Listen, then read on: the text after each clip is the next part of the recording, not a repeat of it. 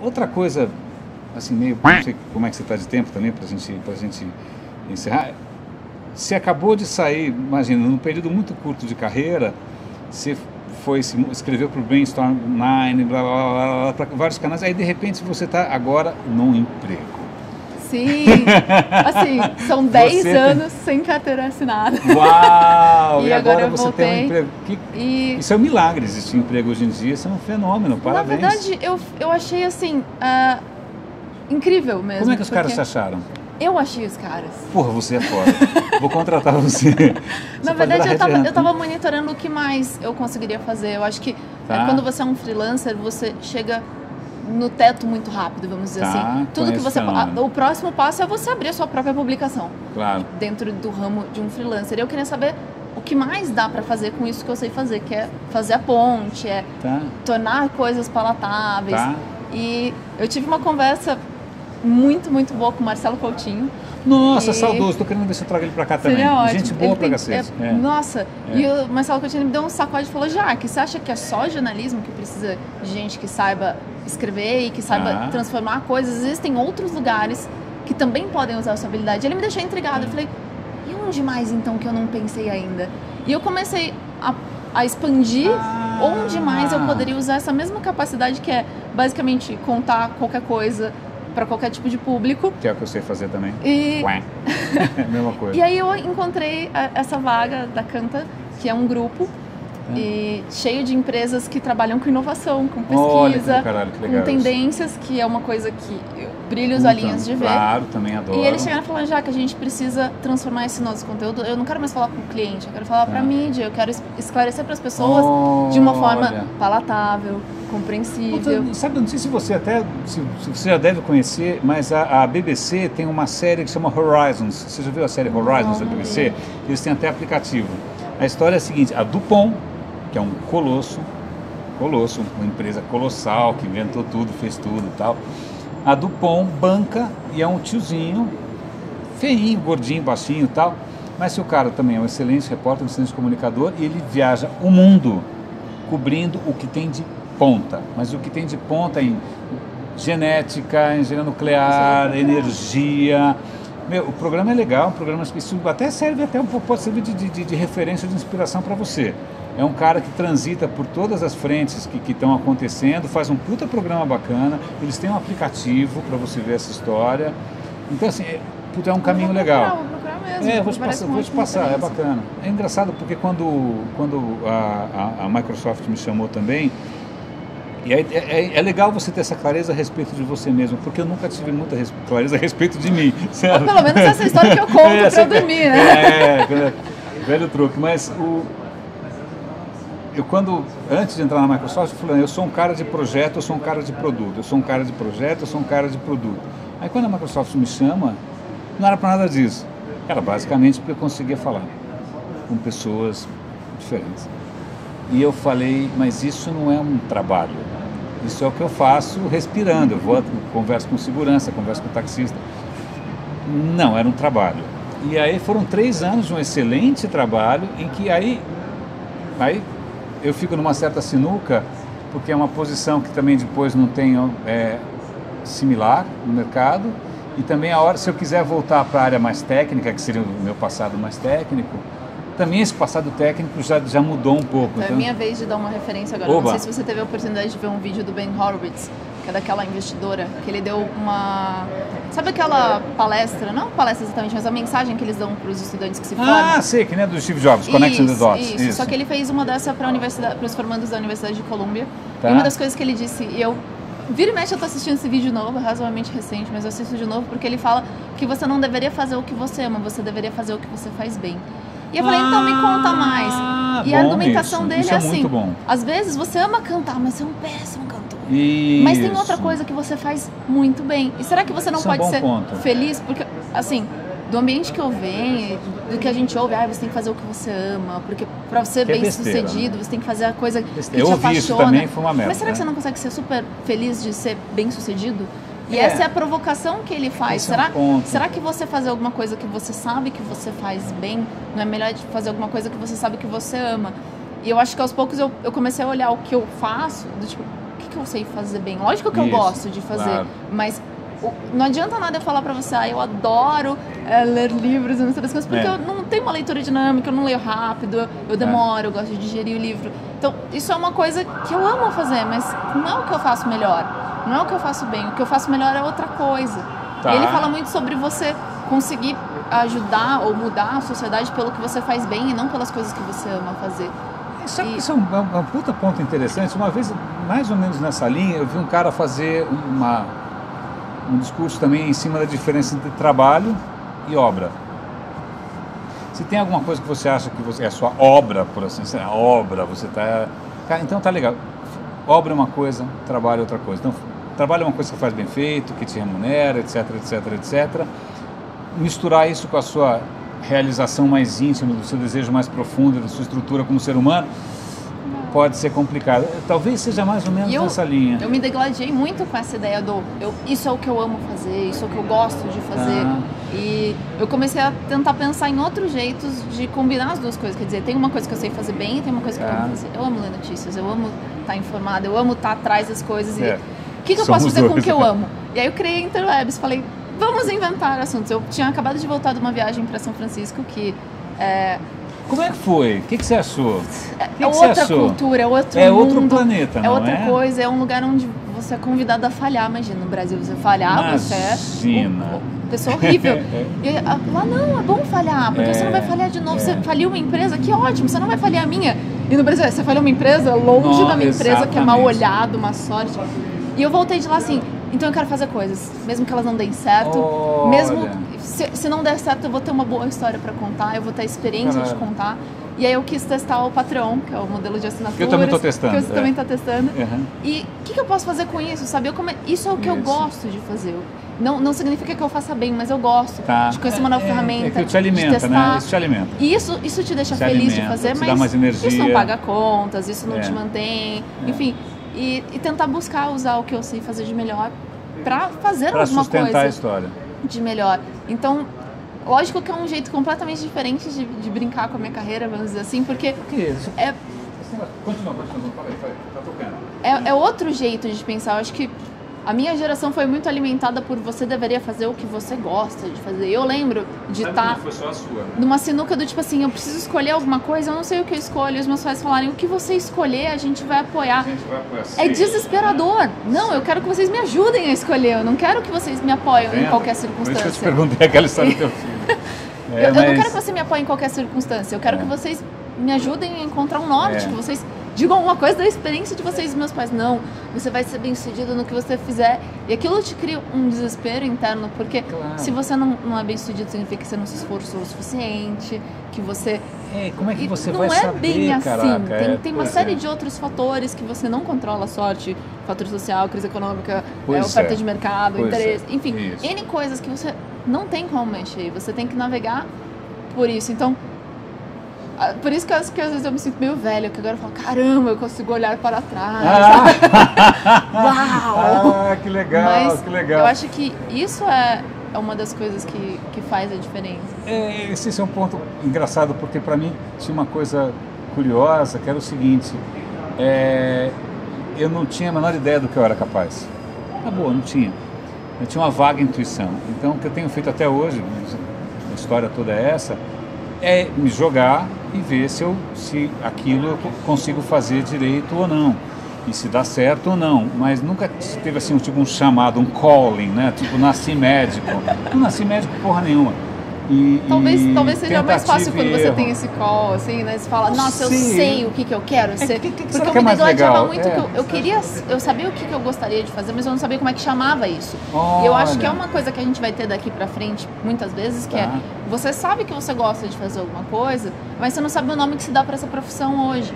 Quer dizer, como é que a gente chamou um desenvolvedor por muito tempo? Eu não sei se ele já começou sendo chamado de desenvolvedor. O programa era processamento de dados. Processamento de dados, que é o mais próximo de um cara. E aí agora você tem o arquiteto de, sei lá, soluções. Agora tem tudo. Porque agora você cria um nome. Tem o cara de UX, tem design de interação. Eu quero um cara para cuidar das minhas mídias sociais. Como é que eu chamo esse cara? Redator? Jornalista? E agora a gente tem um analista de mídias sociais.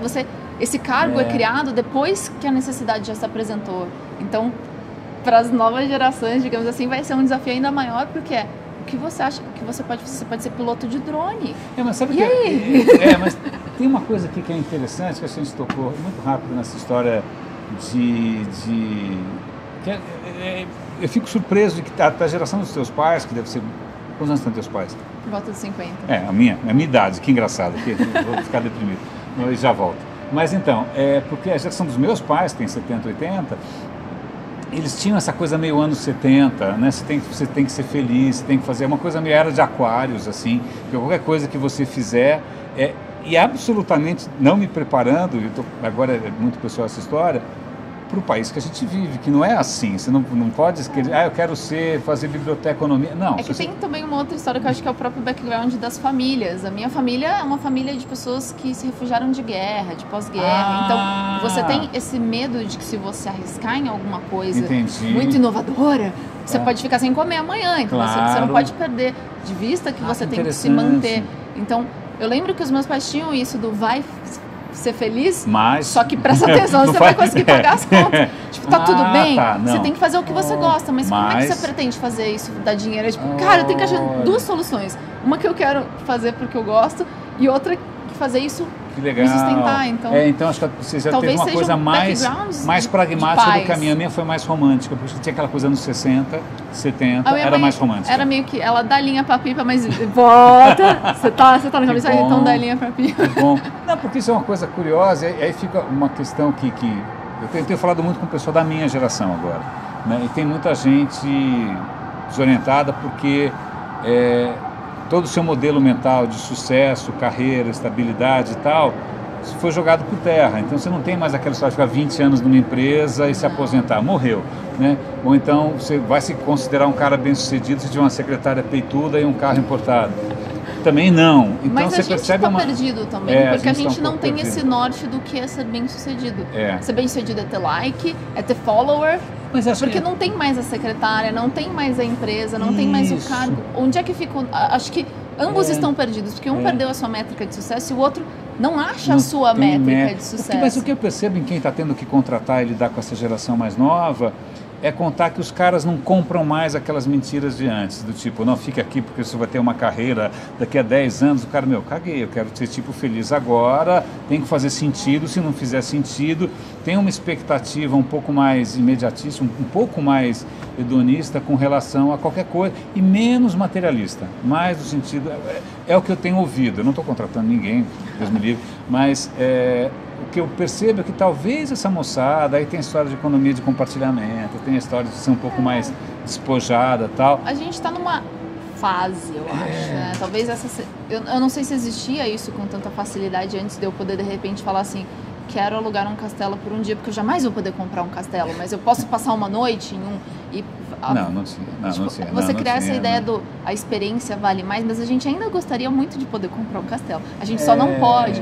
Então, é uma conjunção de fatores, eu acho, que é o que o digital propicia, o que a economia tira e o que a gente faz com o que sobrou no meio. O que sobrou no meio é a parte mais difícil. Eu entendo essa parte do a gente quer alguma coisa agora, porque eu acho que a gente viu muita gente chegar num ponto em que agora finalmente eu vou poder aproveitar minha vida, mas aí agora você não tem mais vitalidade para isso. Então a gente fica, eu tenho que achar um equilíbrio agora. Viagra, mas não é a mesma coisa, né? Eu tenho que aproveitar agora. Eu não quero me vender para o trabalho. Eu acho que eu sinto que no Brasil isso ainda é um pouco difícil, de você falar assim, eu não vou ficar aqui das 6 da manhã às 7 da noite, eu vou vir aqui, eu vou fazer o meu trabalho e eu vou embora. Isso é difícil. Como é que você vai ficar nessa cultura de a última eu tenho que demonstrar serviço mais do que fazer serviço e ver lá fora que às vezes a cultura é diferente, aí você fica muito vontade de fazer o que está lá fora, mas aqui a realidade é a realidade do Piniquim. Você tocou nesse ponto. Quando eu voltei de São Francisco, eu vou inovar, eu vou fazer coisas, eu vou falhar. Pisei no Brasil, ai meu Deus, não sei se eu quero fazer isso. Não dá. Não migra. E eu passei um mês pensando se eu devia ou não devia ir, se eu vou ou não vou. Olha. Por que eu não achava que eu era tão influenciável por uma aura de um espaço assim, mas o que as pessoas esperam de você, ou o que a sociedade demonstra que ela espera de você, vamos dizer assim, também te empurra ou te puxa, vamos dizer assim. Que bom que você tem essa consciência agora. Eu precisei estar lá, porque aí o que eu tive a sorte de poder ir num ambiente em que tinham brasileiros no Vale do Silício, eles me contando o que eles faziam, e você entende, fui em alguns escritórios e eu entendi o mote da comunidade, você tem que tentar, você tem que falhar, taranã. E você chega no Brasil e fala, mas e se eu falhar aqui, que história eu vou contar para as pessoas?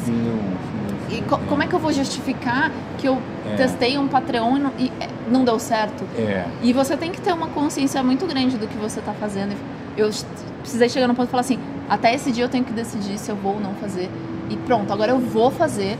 E se falhar, eu quero contar a história do porquê falhou. Mas isso exige, vamos dizer assim, um nível de autoconfiança que às vezes não é o que você tem, é o que você gosta de parecer que você tem. Você fala assim, eu super sou confiante aqui de como lançar esse canal no YouTube. Não ganha nenhum like, você vai triste. Mas quanto você se obriga a não deixar que a sociedade te puxe, né? Você vai contra a maré, ou contra o vento, sei lá. É engraçado porque a gente percebe algumas normas, elas são invisíveis até você quebrar. Expectativas, elas são invisíveis até você decepcionar. A gente não percebe que é o ar que a gente respira, a gente não percebe mais o quanto as pessoas podem ser intolerantes com o fracasso, com a diferença. Se você pintar teu cabelo de rosa-choque em Londres, fé, aqui o cara te barra na porta, provavelmente. Então isso é curioso. A parte que eu considero benéfica da minha geração em relação às gerações anteriores, vamos dizer assim, é que globalização é muito mais do que eu vou mandar um produto do Japão para o Brasil e vai chegar. A globalização também tem sido globalização de vontades, de querências, de outras coisas, sabe? Eu quero a globalização do conhecimento, do lançamento do meu jogo, do lançamento do meu filme e, sei lá, das flexibilidades de trabalho. Eu quero aquele ambiente aqui também. Mas sabe o que é curioso? Então, eu estava numa agência, em princípio, super disruptiva e tal, né? Aí, pelo trabalho que eu fazia, depois das 6h30, 7 horas, não tinha mais o que fazer, porque eu tinha que contatar pessoas, tal, esquece.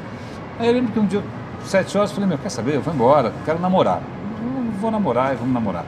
Aí o cara, que era meu super, o cara 30 anos mais novo que eu, 20 anos mais novo, pô, você já está saindo agora? Eu falei, me paga menos, ponto. Quanto você quer me pagar menos? Me paga menos, eu não vou ficar.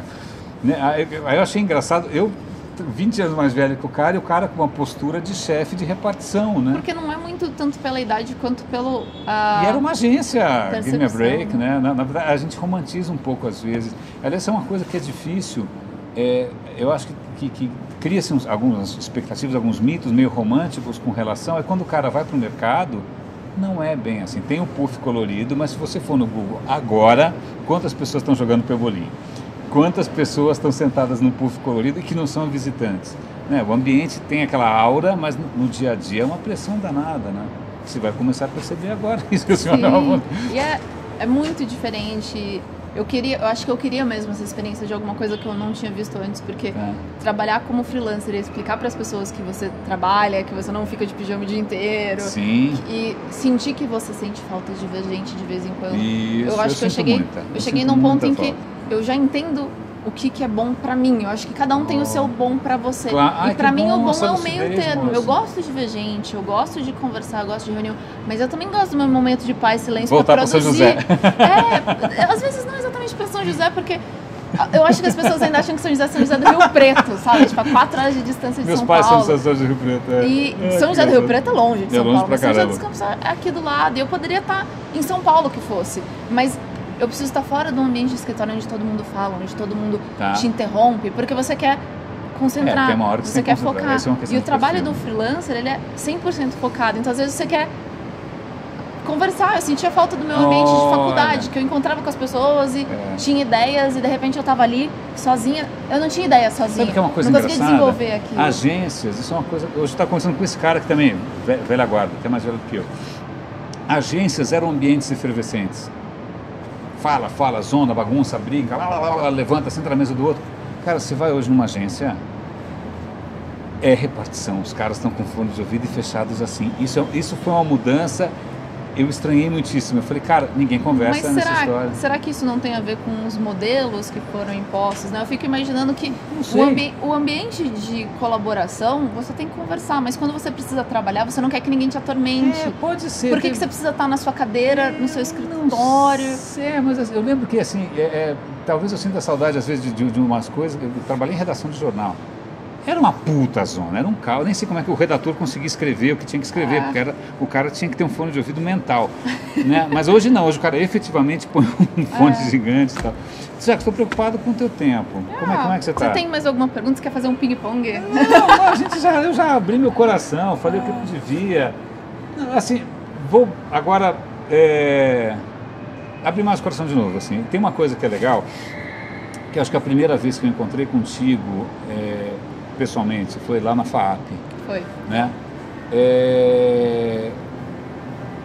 Tinha um brilho teu no olho, tinha uma curiosidade, tinha uma honestidade que é super legal ver como que isso está te movendo aos longos desses anos todos, assim, e tem sido um privilégio poder acompanhar, mas é verdade,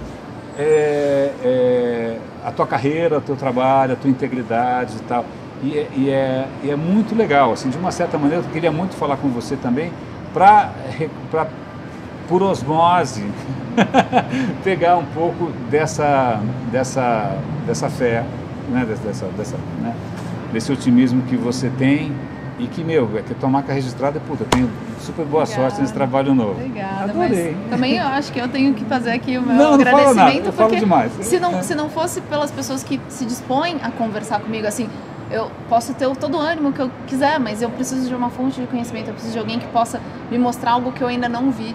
É uma coisa que eu sei que eu preciso de vez em quando de conversar com alguém que já viu algumas coisas acontecer e falar, Jaque, esse caminho vai dar em nada, sabe? Vai dar no mato, não segue ali. Ou tenta olhar por um outro ângulo. Às vezes a gente está super cheio de inovação e vontade de ir, mas talvez você esteja indo com muita rapidez para a direção errada. Muita será que não? Poste, né? Exato.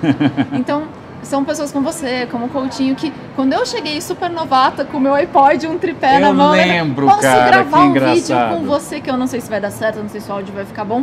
E você falou, claro, se você tivesse feito o que algumas outras pessoas fizeram comigo, quem é você? Desculpa, você é de onde? Eu não tenho tempo para você. Se as pessoas também não tivessem se disposto a serem, como é que eu vou dizer assim, compreensivas comigo e dispor do seu tempo, nem que fosse um pouquinho, para me ajudar, eu não teria conseguido. Se não fosse o Júlio ter falado, tá bom, vamos lá. Se não fosse o meu editor da Geek ter falado, eu vou corrigir os seus textos. Se não fosse todas as pessoas com quem eu encontrei falar, deixa eu te dar uma dica, deixa eu te dar uma mãozinha, deixa eu gastar um pouco do meu tempo e te dar uma mãozinha. Se não fossem essas pessoas, eu também não teria chegado a lugar nenhum. Generosidade, né? Que bom que tem generosidade por aí. A gente tem que ser grato mesmo.